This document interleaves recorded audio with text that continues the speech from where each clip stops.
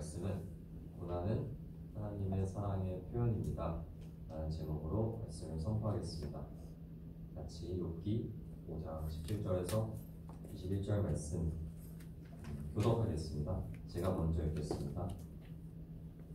볼지어다 하나님께 징계받는 자에게는 복이 있나니 그런즉 너는 전능자의 징계를 업신여기지 말지니라. 하나님은 아프게 하시다가 싸매시며 상하게 하시다가 그의 손으로 고치시나니 6가지 환난에서 너를 구원하시며 7가지 환난이라도 그 재앙이 내게 미치지 않게 하시며 익은 때의 지루에서 전쟁 때의 칼의 위협에서 너를 구원하실 터인즉 내가 혀의 채찍을 피하여 숨을 수가 있고 멸망이 올 때에도 두려워하지 아니할 것이라. 아멘. 고난과 징계를 통해서 우리가 하나님의 사랑을 확인할 수 있음을 믿습니까? 그것이 하나님의 복임을 믿습니까? 오늘 말씀을 통해서 그것이 믿어지는 은혜가 있기를 축복합니다. 우리는 고난과 징계의 유익에 대한 말씀을 성경 여러 군데에서 확인할 수 있습니다. 잠언 3장 12절 같이 읽겠습니다. 시작. 대저 여호와께서 그 사랑하시는 자를 징계하시기를 마치 아비가 그 기뻐하는 아들을 징계함 같이 하시느니라. 징계는 하나님께서 내리시는 것인데 그렇다고 우리가 주님을 원망하는 것이 아닙니다. 우리는 징계를 왜 주셨는지를 알아야 합니다. 예를 들어서 부모가 다림질을 하고 있을 때 자식이 다가와 그 다리미를 만지려고 합니다. 그럼 부모는 먼저 이것이 뜨거워서 만지면 아프다는 것을 말해줍니다. 근데 아이가 듣지 않고 자꾸 손을 대려고 한다면 부모는 어떻게 할까요? 그냥 만지게 합니다. 다만 조금 시켜서 만지게 합니다. 그때서야 아이는 깨닫습니다. 부모가 다리미를 만지게 한 이유, 고통받게 한 이유는 더 큰 고통을 방지하기 위해서입니다. 견딜 수 있을 만큼의 고통을 줌으로써 아닙니다. 우리가 이 예시를 통해서 깨닫길 바라는 것은 첫 번째, 하나님은 우리를 사랑하신다는 것입니다. 두 번째, 하나님은 바로 징계하시지 않으시고 먼저 말씀하십니다. 세 번째, 말씀을 듣지 않을 때 징계하십니다. 네 번째, 그 징계가 복이 됩니다. 그러면 징계가 왜 복이 될까요? 첫 번째는 나는 하나님의 사랑받는 자녀임을 확인할 수 있기 때문입니다. 우리 같이 히브리서 12장 8절 말씀 같이 읽겠습니다. 시작. 징계는 다 받는 것이거늘 너희에게 없으면 사생자요 참 아들이 아니니라. 두 번째 복은 징계는 우리로 죄를 멀리하고 거룩한 삶을 살게 만듭니다. 아이가 다리미에 손을 대었을 때 아이가 어떻게 생각하는 것이 옳을까요? 1번은 왜 엄마는, 왜 아빠는 날 고통스럽게 하는가? 2번 부모님 말이 정말 맞구나. 1번과 2번 중에 어떤 게 맞을까요? 2번이죠. 부모님 말이 정말 맞구나. 근데 여기서 그치는 게 아니라 이제 내가 주의 말씀이 옳음을 알았습니다. 주의 말씀을 경히 가볍게 여겼습니다. 자백하고 돌이키는 것입니다. 주의 말씀대로 살겠습니다. 결단하는 것입니다. 잠언 3장 11절 같이 읽겠습니다. 시작. 내 아들아 여호와의 징계를 경히 여기지 말라. 그 꾸지람을 싫어하지 말라. 주님이 뭐뭐 하지 말라, 뭐뭐 해라 명령하시는 이유는 우리가 그렇게 하거나 하지 않아서 고통받기 때문입니다. 우리가 알아서 잘하는 것에 대해선 명령하지 않으십니다. 사람들이 주의 징계를 경험하고도 잘 돌이키지 않아서 11절 말씀을 우리는 마음속에 새길 필요가 있습니다. 우리가 살다 보면 이 정도는 가끔 손해보기도 하고 이번에 운이 나빴네 라고 가볍게 여기지 않고 하나님이 나에게 이 상황을 통해서 말씀하시는 것 같다. 주의 뜻이 무엇입니까? 하나님께 기도하고 그 뜻을 깨닫고 돌이키는 은혜가 있길 바랍니다. 역대하 12장 1절, 2절, 5절에서 7절 같이 읽겠습니다. 시작. 르호보암의 나라가 견고하고 세력이 강해지네. 그가 여호와의 율법을 버리니 온 이스라엘이 본받은지라. 그들이 여호와께 범죄하였으므로 르호보암 왕 제5년에 애굽 왕 시삭이 예루살렘을 치러 올라오니 그때 유다 방백들이 시삭의 일로 예루살렘에 모였는지라. 선지자 스마야가 르호보암과 방백들에게 나와 이르되 여호와께서 이같이 말씀하시기를 너희가 나를 버렸으므로 나도 너희를 버려 시삭의 손에 넘겨놓아 하셨다 한지라. 이에 이스라엘 방백들과 왕이 스스로 경계하여 이르되 여호와는 이로우시다 하매 여호와께서 그들이 스스로 경계함을 보신지라. 여호와의 말씀이 스마야에게 임하여 이르시되 그들이 스스로 경계하였으니 내가 멸하지 아니하고 저희를 조금 구원하여 나의 노를 시삭의 손을 통하여 예루살렘에 쏟지 아니하리라. 르호보암 왕이 자신의 세력이 강해지자 하나님이 없어도 된다는 교만과 착각에 빠지면서 율법을 버립니다. 그러자 하나님께서 시삭을 사용하셔서 징계를 내리십니다.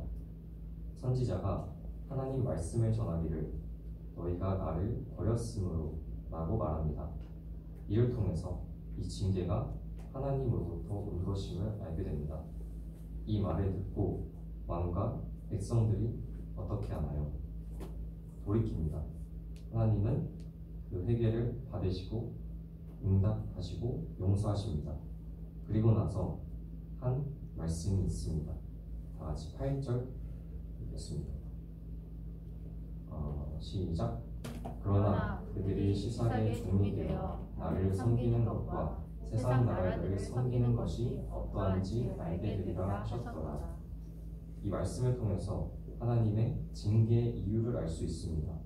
잠깐 동안 시삭의 종이 되게 해서 하나님을 섬기는 것과 세상을 섬기는 것 중 어느 것이 참으로 유익한 것인지 알게 하셨습니다. 이게 참 사랑입니다. 시편 119편에서 다윗은 이렇게 고백합니다. 제가 읽겠습니다. 고난당하기 전에는 내가 그릇 행하였더니 이제는 주의 말씀을 지키나이다. 고난당한 것이 내게 유익이라. 이로 인하여 내가 주의 율례를 배우게 되었나이다. 이렇게 하나님께서 우리에게 주시는 징계와 고난은 우리로 하나님만 의지하여 소망하게 만드는 유익이 있습니다. 우리가 잘 아는 사도 바울도 아시아에서 극심한 환난을 당했는데요. 그때 사형 선고를 받은 것과 같은 죽을 고생을 하였을 때 이를 통해 자신을 의지하지 않고 오직 죽은 자를 다시 살리시는 하나님만 의지하는 법을 배우게 되었다고 고백합니다. 고린도후서 1장 9절에서 10절 말씀인데요. 나중에 찾아보시면 좋겠습니다. 하나님의 징계는 징계 자체로 끝나지 않고 유익을 주시고 회복의 은혜를 주십니다. 부모는 자녀를 훈계하고 책망하고 벌을 주지만 그것은 자녀의 잘못을 바로잡아주기 위함인 것을 우리 모두는 압니다. 이와 같이 하나님께서는 우리에게 매를 내리시고 고통을 내리시지만 그 고통을 물리쳐 주시고 그 고통에서 우리를 건져 주시고 회복시켜 주시는 것입니다. 욥기 5장 18절 아까 읽었는데 다시 한번 읽어보겠습니다. 시작.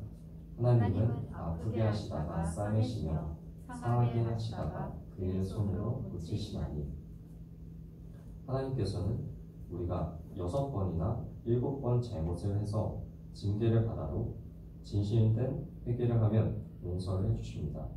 우리는 부족해서 실수하고 그 실수를 반복하기도 합니다. 하지만 하나님께서는 우리의 연약함을 아시고 오래 참으시고 우리가 진심으로 회개할 때 고쳐주시고 구원해 주십니다. 예수님의 십자가에 못 박히실 때 3번이나 그를 부인했던 베드로는 다시 찾아온 예수님 앞에서 회개합니다. 예수님은 그의 실수를 용서하시고 내 양을 치라 라는 사명을 새롭게 주셨습니다. 예수님께서 7번을 70번까지라도 용서하라 하셨던 그대로 지키신 것입니다. 이것이 하나님의 긍휼의 마음입니다. 또 하나님께서는 우리를 기근으로부터 지키시고 건져주신다고 말씀합니다. 시편 33편 18절에서 19절 말씀 다 같이 읽겠습니다. 시작. 여호와는 그를 경외하는 자, 곧 그의 인자하심을 바라는 자를 살피사 그들의 영혼을 사망에서 건지시며 그들이 굶주릴 때에 그들을 살리시는도다.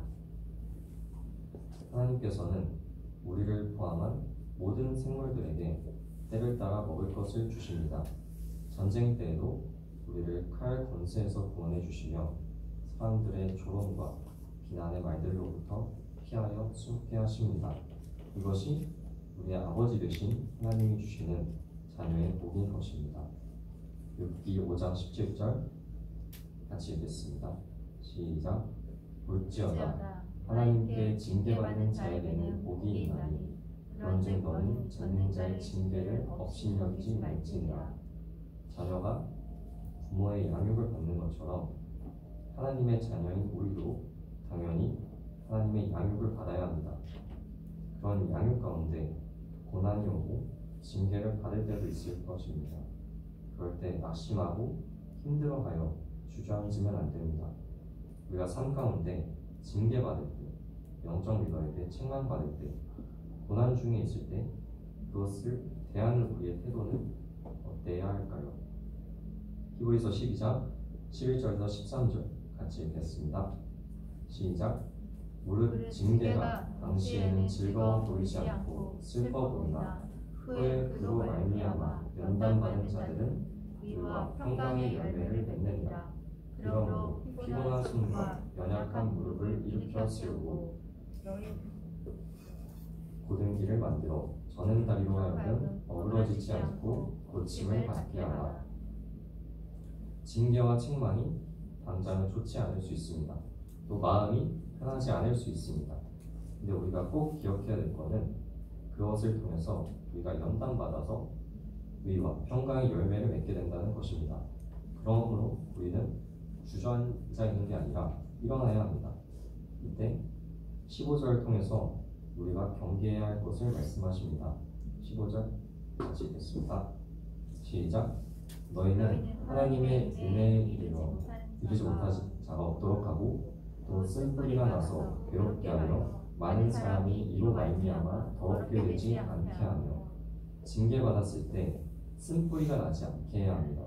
왜냐하면 쓴뿌리가 생기면 하나님의 은혜와 단절되고 그것 때문에 내 주변 사람들을 더럽히기 때문입니다. 관계적으로나 육체적으로나 정신적으로 경제적으로 고난 중에 있거나 징계를 받을 때가 있습니다.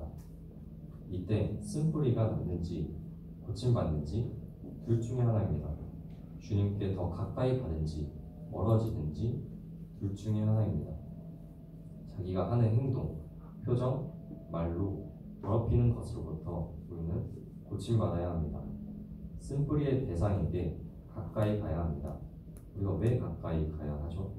이걸 통해서 내가 고침받기 위해서입니다. 그냥 그 대상에게 가까이 가는 말이 아닙니다. 이 사람과 이 상황을 통해서 나의 무엇을 다루고 계시는지 그 뜻을 깨달으면 주님과 그 대상에게 감사하는 마음이 생깁니다. 그들에게 받은 상처들이 있지만 하나님이 주실 유익을 저울질했을 때 그 유익이 상처보다 훨씬 더 커서 받은 상처가 아무렇지 않게 느껴질 때 감사가 나옵니다. 그 감사를 쓴뿌리 대상에게 표현할 때 쓴뿌리는 사라지게 됩니다. 그 쓴뿌리는 시간이 지나면 없어지는 게 아니라 흙탕물처럼 잠깐 잠잠해졌다가 한번 휘저으면 더러운 게 다 튀어나옵니다.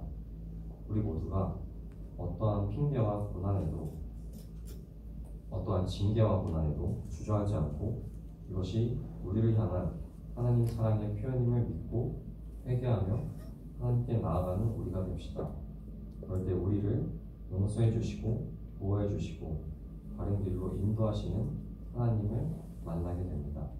우리 모두 하나님을 만나는 은혜가 충만한 한 주를 살아가길 축복합니다. 네.